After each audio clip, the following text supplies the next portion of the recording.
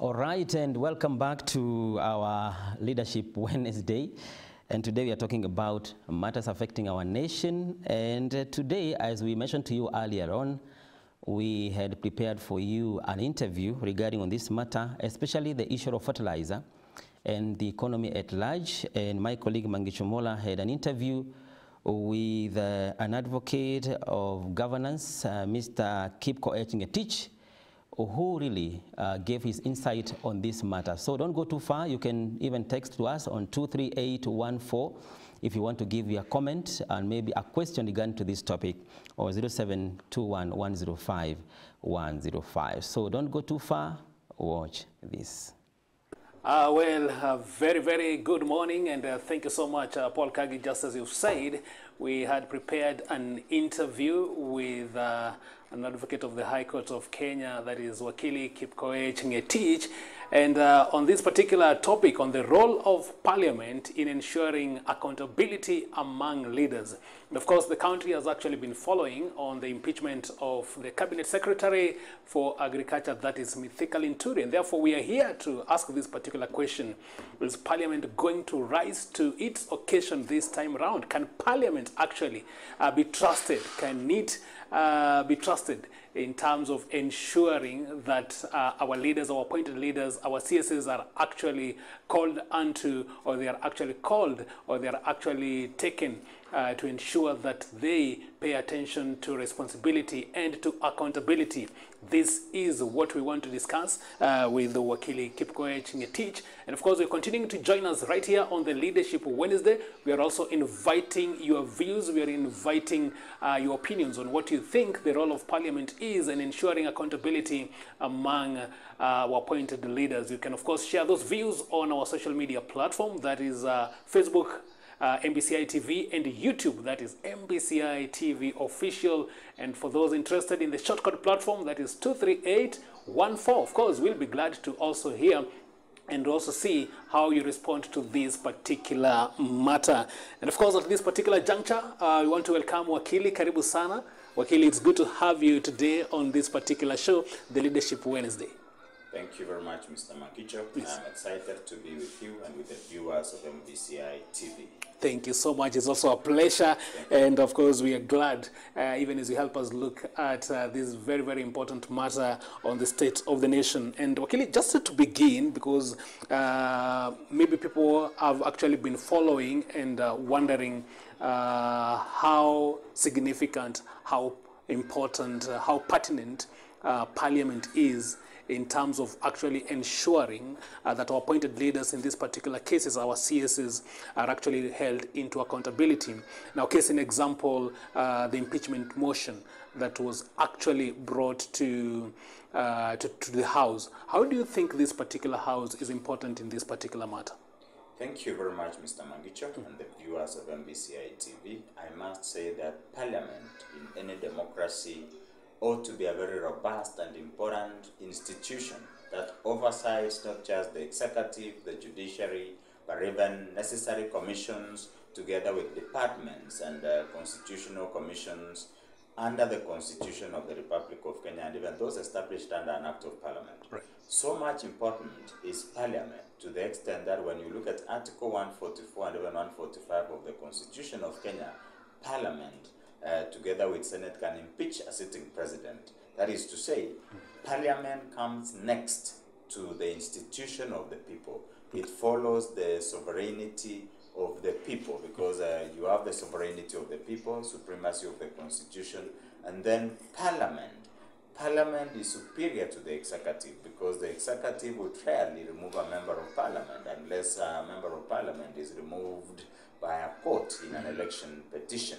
So in this case, Parliament is a very important institution with robust oversight functions, with very important functions of representing the people when they are debating, when they are passing laws, and as I've already indicated, they even oversight the judiciary on matters of finance, on matters of governance.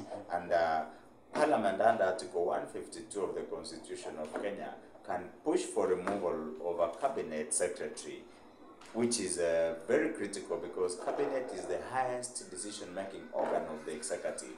And if parliament can pass a motion through a majority, that a member of parliament stands impeached, that member of parliament under Article 152 of the Constitution will stand removed, and the president does not have a recourse. The president does not have a choice. He cannot override parliament. That is how powerful our parliament ought to be. Of course, what we have in Kenya is not a parliament. What we have in Kenya is a cabal of individuals whom I would describe as appendages of the executive. They might disappoint me on this point. They might appoint Kenyans. They might surprise Kenyans by removing a cabinet secretary, but as from where we stand, parliament today, particularly the majority side, is an appendage of the president. It is more of the executive than the parliament envisaged by the constitution.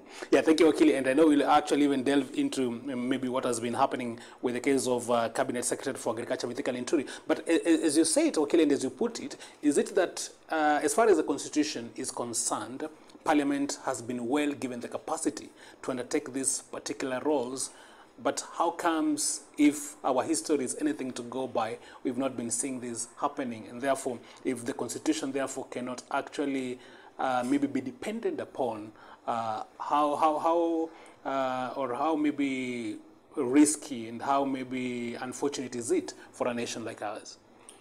We have a very good Constitution, Mr. Mangicho.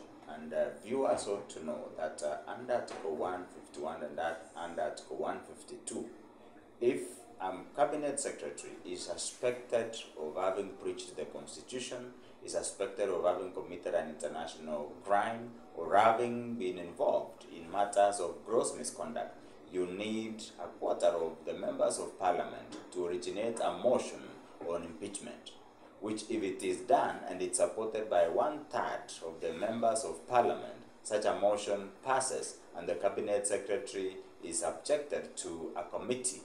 This committee of 11 is supposed to investigate and return a verdict. If the verdict says that there is really nothing, that the threshold of a gross violation of the Constitution, commission of an international crime, or violation of any law is not met, then the matter rests there. But if the committee is persuaded that there has been a violation of the law and it recommends that the cabinet secretary is tried, the cabinet secretary will be given a hearing, and if the motion is supported by a majority of the members of parliament present when there is quorum, then the cabinet secretary stands impeached. And the constitution uses the terminology shall stand impeached, and the president shall have no option but to act accordingly by ensuring that such a person is removed as a cabinet secretary. So powerful is our parliament in the context of Article 152 of the Constitution that it can remove a cabinet secretary with the president having no recourse to any other forum. The president cannot appeal. The president cannot review their decision. He got to comply mandatorily under the Constitution. That is what the Constitution says. What we have on the ground is the exact opposite. The Constitution is good, the institution envisaged by our law is very good, but we have individuals called members of parliament who are now part of the executive. These are members of parliament who want to be contractors. Some of them want to do garbage collection in the county government of Nairobi. Some of them do not know how to read and write. Some of them have stolen degrees of people who have died. Some of these members of parliament can barely communicate. Some of them have never spoken apart from taking oath as members of parliament. Add that to the fact that some of them are hungry people. They want money left, right, and center. That is where the presidency and the executive comes in. Gives these people money. These people called members of parliament, and they become voting machines, voting whenever the executive wants them to vote in a certain direction.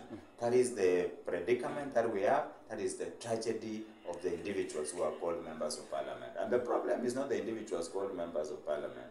The problem is you and I. The problem is Faith and I, who do not want to vote. When they vote on the basis of what is in their stomach. You go and vote on the basis of 200 shillings or 100 shillings, and you end up electing a person with a stolen degree. You end up electing a person as a member of parliament who cannot speak English. And there is a member of parliament in the present parliament who cannot speak in English, who cannot write anything in Kiswahili, who is assisted to post on Facebook and Twitter by a person who is employed purposely to do that. How would you expect such people to check the executive, to check cabinet secretaries, to debate and finally take a position that is in agreement with the people? What is the conclusion of my discussion therefore? My conclusion is that Kenyans have failed this country. Kenyans have failed themselves in electing members of parliament who are illiterate or semi-illiterate, or who are perpetually hungry, and by accepting to be bribed so that they vote. Wow, wow. Thank you. Wakili, that is quite powerful. When it comes to, and of course we know these are three arms of the government. We have the judiciary, we have parliament, we have the executive. But then when it comes now to most of the times, and this is something that we've been seeing for a very long time, maybe the majority members of parliament may be working in cahoot or working actually in partnership with the executive. What do you think is the cure of this, if maybe what the Constitution outlines and the independence of the House is not actually looked into? There is no problem, Mr. Mangicho, in having a robust political party where there is a president coming from the same party, where there is a deputy president coming from the same party, where we have the Speaker of Senate and Speaker of the National Assembly, as well as parliamentarians coming from the same party. There is absolutely nothing wrong in that. The problem we have in this country is that we have political parties without ideology. We have political parties without a philosophy. We have political parties whose business is come to power, loot, acquire as much land as you can, get as much kickbacks as you can. Every project, including the fertilizer subsidy project, is meant for looting. That is the tragedy that we have today. Otherwise, there is no problem in having a government with the executive, with members of parliament coming from the same political party. If we had ideals, if we had sufficient political philosophies and ideologies to be supported in the interest of the country and to benefit the people. What do we have today?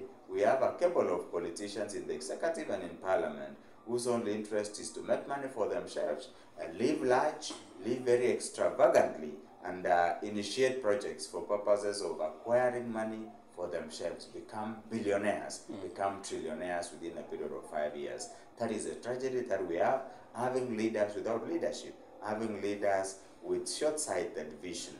And the vision is to acquire money for themselves and their families and friends. And every project is a milking. Machine.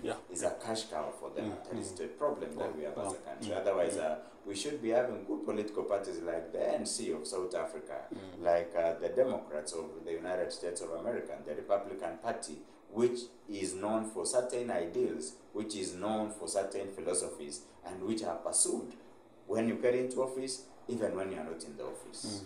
Wakili, if you look at a scenario like the one that has now been happening in the country, where the Cabinet Secretary Mithika Linturi is now the subject of the interrogation that has actually been happening in Parliament, and the fact that we had around 140 members of Parliament who gave the nod for this particular motion to move into the next step.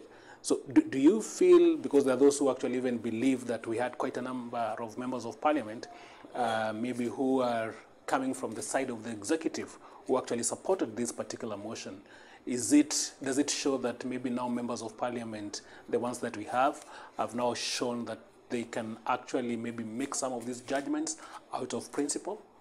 Thank you very much. I said initially that the quixotic position, the ideal position, is that Parliament, even though it has majority members from the governing party, which is ruling and which has the president, and even though it has members of the opposition, which is supposed to challenge government, is supposed to be an independent institution with clear ideals under chapter 6 of the Constitution of Kenya and Article 10 of the Constitution of Kenya.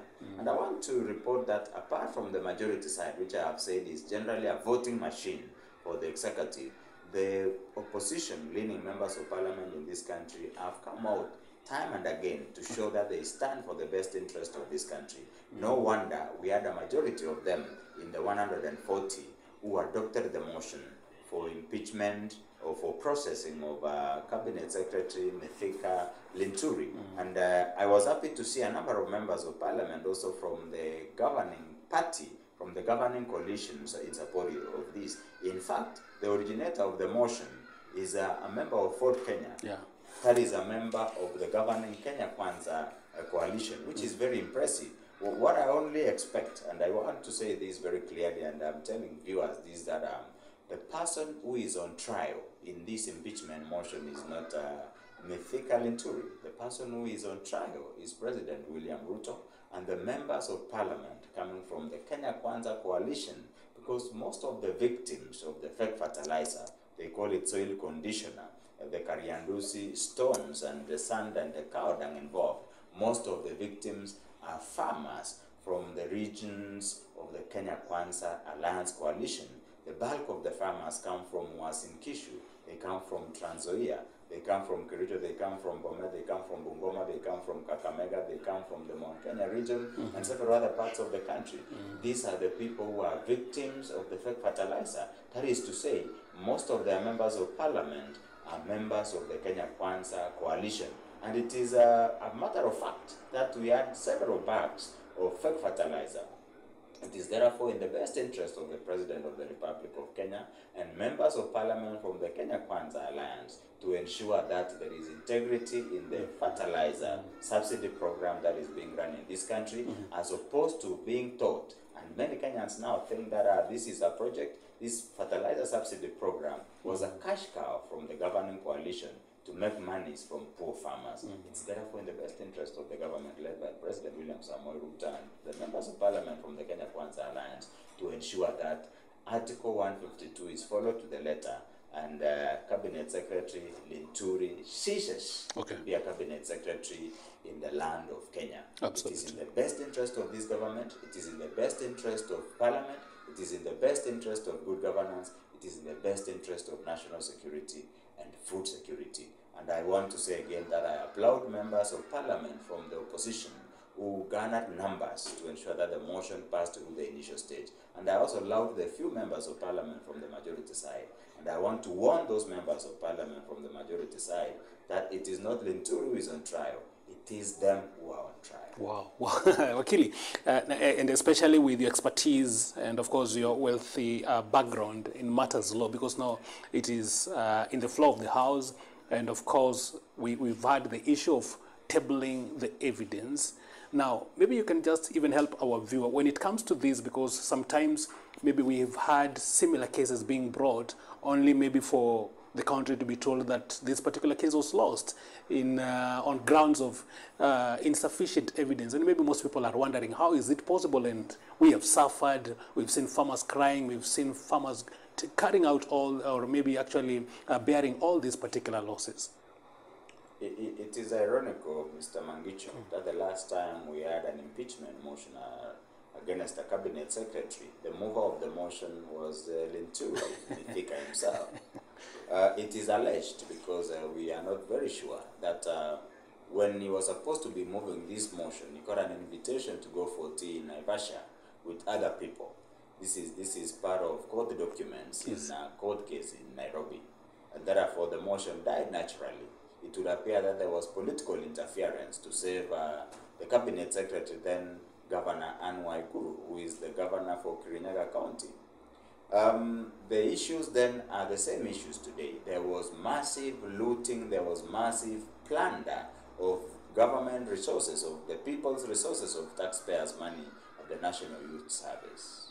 Today, as we speak, we have the scandal of fake fertilizer, where Kenyans who have purchased what we call subsidized fertilizer have ended up purchasing stones, purchasing boulders, purchasing what they call soil conditioner, which in some cases contains cow dung, contains Kariandusi stones and sand. This is extremely unfortunate, and this is just not a violation of Chapter 6 of the Constitution on integrity, but it's also a violation of accountability and transparency, and even maintenance of good standards under Article 10 of the Constitution of Kenya. This is complete collapse of the social fabric of the society. This is the time when we say the moral fiber of this society has collapsed, because people want to make money even from dead people, from poor people, and they are not bothered completely. They do not care about the consequences to the food security of this country, which is a matter of national security. And therefore, I would expect that Parliament would seize this opportunity to rubber stamp the fact that as a country, we still have a few people in Parliament who still have their moral compass, right? People who still have integrity, and people who mean well for the Kenyan children, for the grandchildren that we are expecting, and even for the current generation, those who are in the middle ages, those who are old, and even those who are young. And that is why, under Article 152, Parliament has a rare opportunity to confirm that Kenya is a country under the Constitution, and particularly that Chapter 6 of the Constitution is alive, and Parliament will not shy away to use Article 152 of the Constitution of Kenya to deal with errand cabinet secretaries. And actually, Wakili, there is also something that you had mentioned, that this is not just maybe a test on the cabinet secretary, but actually on the presidency, in this particular case, the head of state. Are you of the opinion that maybe we should not even have arrived into the point we are in? Do you have maybe even suggested, or do you have even maybe recommended that the president would actually have taken the responsibility of maybe firing the CS? Thank you, Mr. Mangicho. And one thing is there for a fact, that we've had fake fertilizer sold in this country through the National Cereals and Produce Board. This is a serious indictment on the government led by President William Samoei Ruto. And there is rumor that there could be people around the president who are involved. If this be the rumor, the president ought to have taken action immediately. And even if you were to give him a benefit of doubt that his people are not involved, as a president, once there was a confirmation that the fertilizer was fake, that the fertilizer was substandard, the president did not have to wait for a member of parliament from Fort Kenya to sponsor a motion to have Cabinet Secretary Linturi removed. The president should have simply dismissed him, because the Constitution empowers the president to dismiss the CS. And he should have addressed the nation and told the nation that this is a spectacle, this is a scam that has robbed his government, and going forward, you will not allow it to happen. It is very unfortunate the president has said very little about it, and a lot of people closer to the president are being mentioned daily.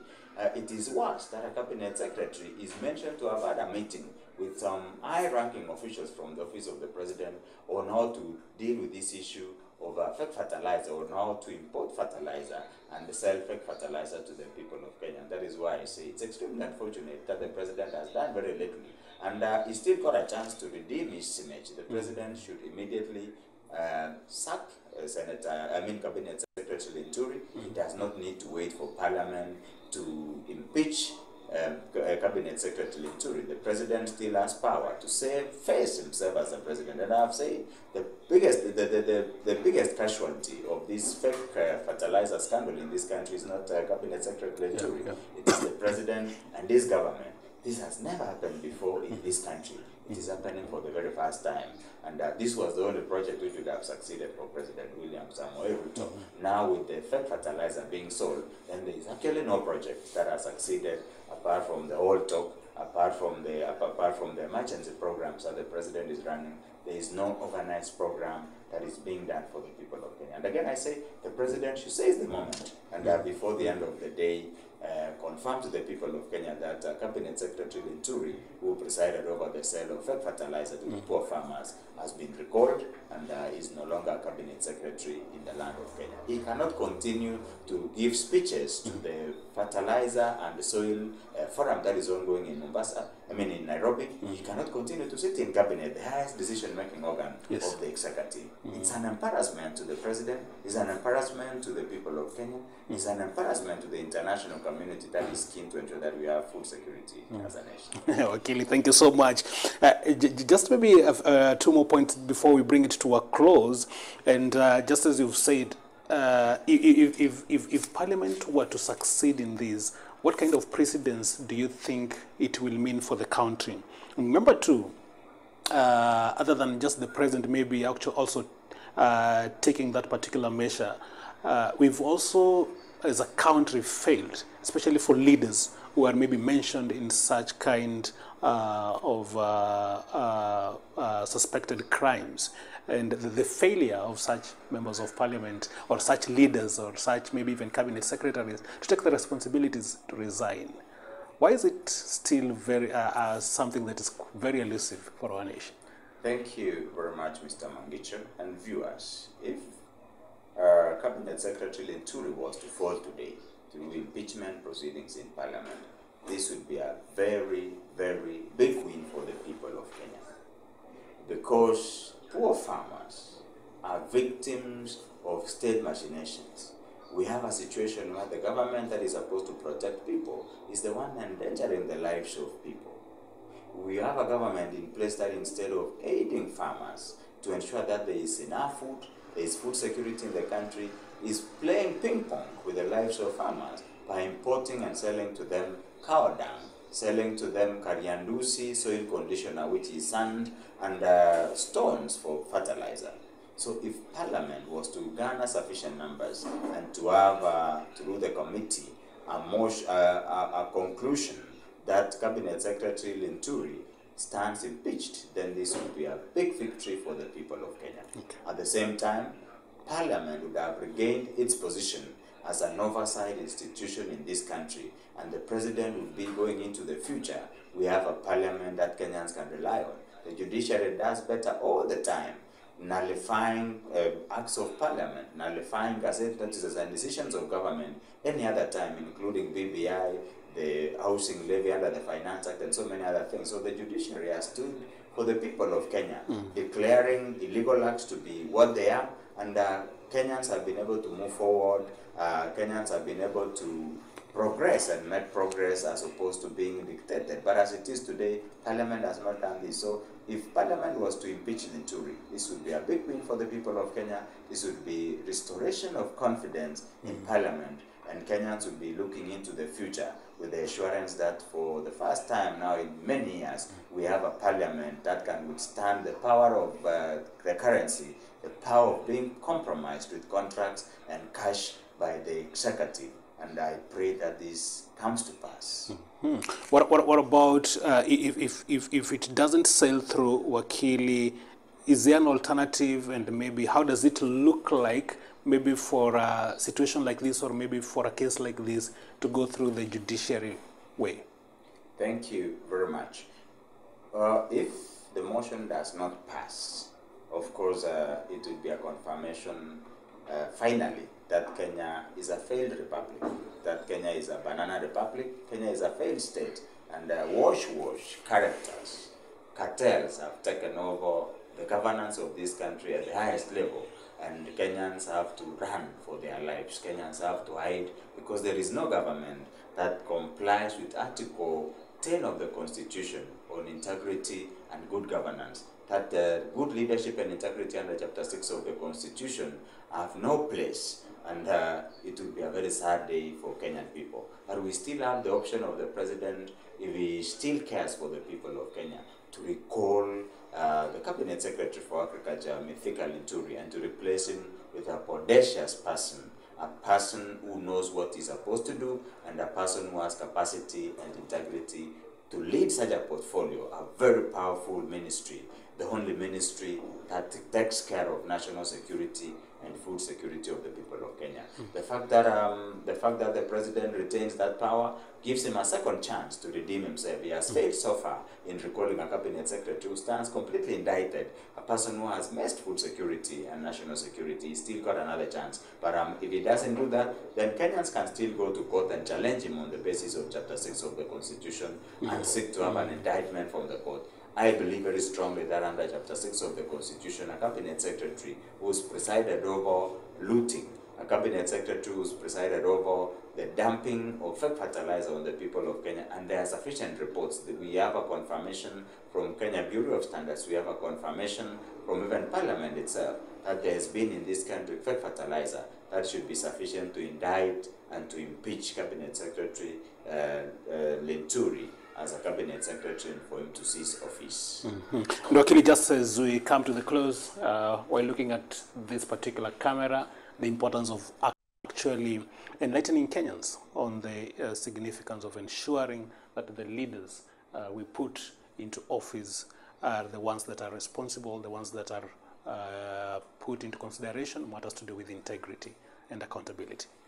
Thank you very much, Mr. Mangicho and viewers. And I want to repeat that the leadership that we have as a country is as good as the voter. If you are a voter who collects 100 shillings, if you collect 200 shillings so as to elect me to be your member of parliament, to be your MCA, to be your governor, to be your president, then rest assured that the first thing I will do after paying you for your vote is to recoup my money. The best thing to do, therefore, is not to collect money from any candidate, but to interrogate the candidate on his history, on his qualifications, on his integrity, so that when you are not there, this candidate who is very solid in terms of qualifications, in terms of experience, would represent you and will not be collecting, will not be trying to make money so as to recover what he paid you, what she paid you. The future of this country is very bright because there are so many aspiring leaders with integrity, with qualifications and experience. The problem is the voter who chooses those ones who have money from, who have collected money from wash, from entrepreneurship, who have collected money from cartelism, dump the money on the voters, and they will continue to collect such monies after being elected because after all they bought the seat, they bought the position. Thank you very much. Wakili Kipng'oech, Advocate of the High Court of Kenya, we truly appreciate your time and even your contribution on this very, very pertinent subject in our country today. Thank you very much, Mr. Mangicho. It's my pleasure. I would love to be around again. Thank you so much. We appreciate so much. We've been talking to Wakili Kipng'oech, an advocate of the High Court of Kenya, and getting his perspectives on this very, very important subject of the role of Parliament in ensuring accountability among leaders. Kagi, see you on the other side of this particular program. Thank you. Yes, and very well, my colleague Mangicho Mola for that insightful interview with Wakili Kipng'oech, advocate and governance expert, as you have taken us through that elaborate presentation. And we thank you also, viewers, for finding time to be able to follow that interview. And of course, Mangicho, Wakili has really spoken a lot about the leadership, and he has circled around the issue of finances and money management, and integrity issues in finance management. And he has mentioned some one or two few things I have picked. One of them is that most of our leaders are using projects as a cash cow. So when you have a project within the government, they don't see that, most of them, they don't see that project as a way of helping the public. They see it as a way of making money out of it. And that is why many projects are not being birthed. Or if they are birthed, they are not allowed to grow to maturity. And he has also mentioned that most of the members of parliament and our leaders, even though like members of parliament are the lawmakers, you find they are the ones who abuse our own laws through bribery and other things that they do against the law. And therefore, he is proposing that we should be very careful about our leaders, also mentioning about the Linturi saga. And his position is that even though the parliament had its own way of going about it, it was a time for the president himself as the country's CEO and the power vested upon him on such kind of matters to have dismissed the CS. And Kagi, just as you said, and interestingly, actually, when you were discussing with Wakili, he made it very clear that if actually Parliament were to make a move to the effect that they were going actually to impeach the CS, that would be a history. It would be a history in the making in this country. It has never happened. Okay? So he was of the opinion that it would be something that would come as a surprise. Unfortunately, they've not lived up to that particular expectation. And unfortunately now the issue of really the allegations now that they select the committee select members in one way or another, they might have been compromised, okay? Because remember, initially we had 140 members of parliament giving the nod for this particular motion to actually get into the other level. So you see, it is like the larger house, majority of the MPs did not have confidence with this particular CS. And that is where I also have a question with maybe the proposals of or proponents of our constitution. I don't know what was the reason behind, because that clause was not there before the 2010 constitution. It was not there. It was a direct impeachment of a minister or a government official without subjecting the report to another committee. Yeah, I think, yeah. But it's very clear, whereby you have a big house or a big management team, which its finding is subject to a junior management team. Exactly. Yeah. I don't know. Yeah, whereby the junior report or finding is going to be upheld by. Yeah. You know, it's very interesting. I don't know, but that clause needs to be rechecked. But by who? Yeah, because and you see, and of course we know that is how our country has been. We are aware of when maybe some of these members of parliament can actually be compromised. They can also be bribed. And you know, 11 members are not many. They're not many. That's a small number that it's manageable. If they don't hold on to their principle yes. and become very firm, they can be swayed. They can be but if you were to look at it in terms of the 290 members of parliament, it might not be possible. It might not be very easy. It might be possible, not very easy actually, to compromise 290 members of parliament. And there's a similar clause to that one from this Senate side, whereby, for example, I hope you have observed when we have the impeachment of the governors and deputy governors, whereby members of parliament can vote either to deliberate the motion of impeachment with the whole House, or they take the matter to the committee level. Sure. It's either the committee of the whole House or the parliamentary committee. Exactly. But for the National Assembly, it's very different. You deliberate the matter of impeachment with the whole House, then you subject your finding to the committee. So I think there is a big difference there. And of course, most Kenyans would wonder, because what we know is that there are people who are affected by the fake fertilizer. So in terms of maybe, because now the select committee, what they said is that there wasn't sufficient evidence. Yes. Yeah, to pin the CS. Yet we know that we have Kenyans who today can go and testify that I got a fake fertilizer. And also I'm asking myself, if the Anti-Corruption Commission, because I think they are also pursuing the same matter, if they can, as they pursue that matter, if the report from the parliament can be used as an evidence to exonerate the member of the CS from the wrongdoing through the EACC. And also there was a report which was being prepared by the Parliamentary Committee on Agriculture. You remember? The same committee was interrogating the CS. So I'm asking myself again, is this Agriculture Committee in the National Assembly going to continue interrogating this matter further? Yes. Or now, because of this report, is going to be diluted? Although for me, Kagi, as far as now the parliament route is concerned, I think I really have very, very little hope. Unless maybe because it basically means there are those who have already made up their mind, and maybe they have a lot of influence to ensure that maybe such a move does not succeed, as far as maybe the parliamentary is concerned. Yes, and many Kenyans are asking this question, Mangicho.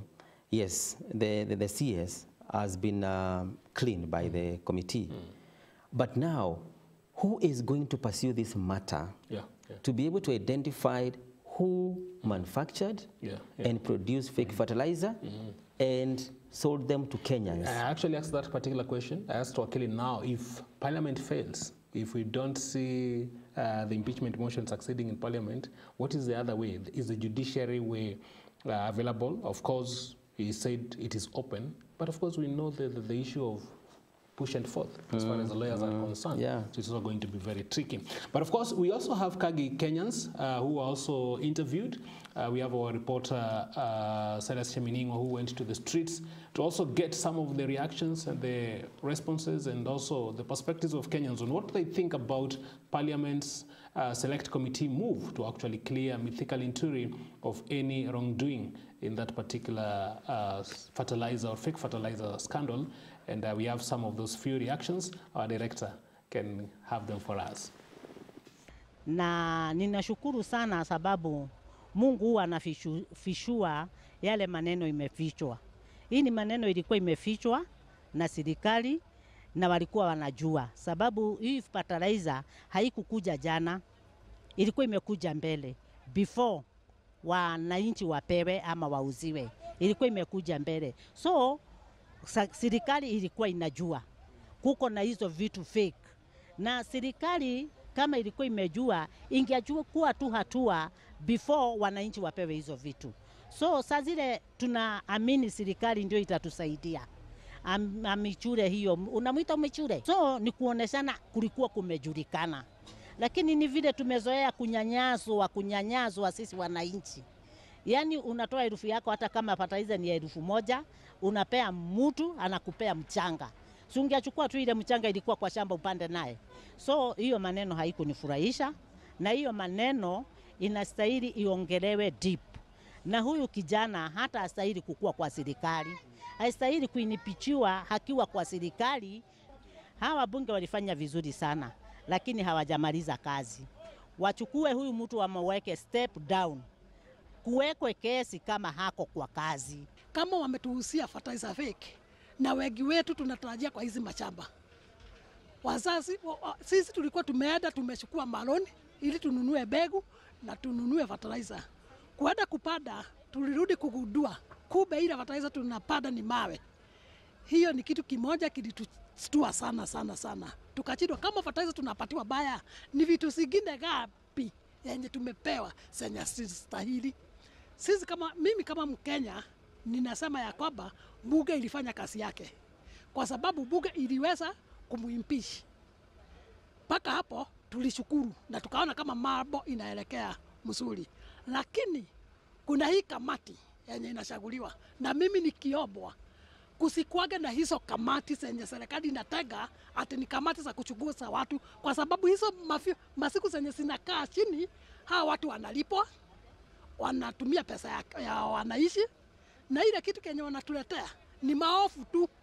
Tuseme kama bunge imeamua hiyo kitu ikuwe inaeleweka, kwa sababu hawa watu wadogo, tuseme kamati ni watu 7 wa 10, wakiwa watu 7 wa 10 ni rahisi sana kuwafikia wakiwa individual ili wapatiwe kitu kidogo ndio mambo iishe. Tuwegi wakubwa wetu wote wenye wamesimamilia wanaishi ni watu wenye wanajipenda, hawafikirii mambo ya mwanaishi wa kawaida. Sasa ile kitu kenye ninaomba hiyo mambo bado irudishwe huko ili Wajiko apate haki, kwa sababu hapo Wajiko ameangamizwa. Na kama ni hivyo hatuoni mambo ikiendelea mzuri. Kwa ujumbe wangu nitashukuru na nimeshukuru bunge ilijaribu lifanya kazi yao na bado iendelee hivyo. Isiogope kwa sababu ikifanya kazi kamati inaenda kuagusha. Wao wafanye kazi yenye tuliwachagulia, wakiona mabaya wasiogope, waseme ukweli. Lakini kwa hii kamati waache kuangalia matumbo zao, washughulikie wanaishi, kwa sababu hiyo ni kutukosea heshima. Na singefurahia juu kwa kumwokoa, juu naona pande yetu ni sisi tunaumia kama Kenya wenzetu. Juu baada hiyo pesa kupotea wanatukata tax.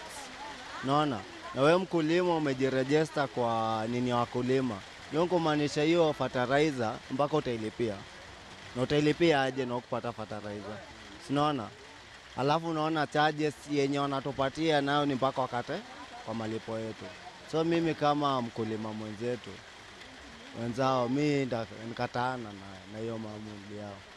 Mimi nitasema hivi, kwa hiyo kamati ilimwokoa, either kuna vitu mbili, watueleze kama lilipo ama wako so closed na CS wetu. Juu naona si wa Kenya si ndio tunasafa. Yeah. Juu in any money nakatoa, in any money napotelea kwa government, hiyo kumaanisha sisi Kenya tutailipa. Kagi, of course, we've had Kenyans there talking, giving their reflections and their perspectives on this particular matter. And apparently, one of the people that have been interviewed, I think she's talked about what we were just discussing. Exactly. About this particular select committee. Yes. And something that is very new to us, and everybody is questioning the role of a select committee in such kind of a matter, having come from the main house. Yeah, yeah. But now, who is there to amend that? Yeah. Because I suspect the person who, or persons who put that clause in the law, Yes. maybe they knew what they were doing. Exactly. That once you have been thrown away by the parliament or the whole house, you have a leeway also to be able to come back. Sure, sure. I think It is very suspicious. It's very challenging. I think maybe it's something that we need a national conversation on it so that we can be able to see what is it. Because it can be very disappointing that just 11 members can actually do away with what maybe 50 million Kenyans would have actually expected. But I think most would want that particular matter to still have or to still be looked into. They are actually even encouraging the National Assembly to see maybe other alternatives that can actually be used to bring those who are accountable to book. Correct. Very important. And just before we get to the close, we also have that particular segment that we always prepare for you in this particular program, and that is Know Your Constituency. And we have it today. And Kagi, today I want to take you to northeastern part of this particular country, and that is a constituency by the name Ijara constituency. Today we are going all the way to Ijara constituency, and Ijara constituency is actually one of the 6 constituencies in Garissa County. It was first established for the 1988 elections. The current member for this particular constituency is Hon Abdi Ali Abdi. Hon Abdi Ali Abdi, that is the current member for Ijara constituency. Because I think we also have a few other highlights. The previous MPs for this constituency is that 1988 we had Nasir Malim Arte, 1992 Nasir Malim Arte, then 1997 Mohammed Dahir Wera, 2002 Mohammed Yusuf Haji, 2007 Yusuf Mohammed Haji, and then 2013 we had Ibrahim Abbas, and 2017 we had Sophia Abdi Noor. Then come 2022, we have Abdi Ali Abdi, the current member of parliament for Ijara constituency. And of course, the words that we can find there are the following: Ijara, Korisa, Kotile, Masalani, and we have Sangailu. Those are the words that we have in Ijara constituency.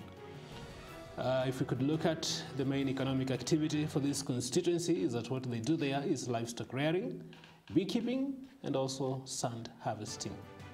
This forms the basis for the economic activity for Ijara constituency. Yeah. And I'm excited by the beekeeping economic activity. Sure.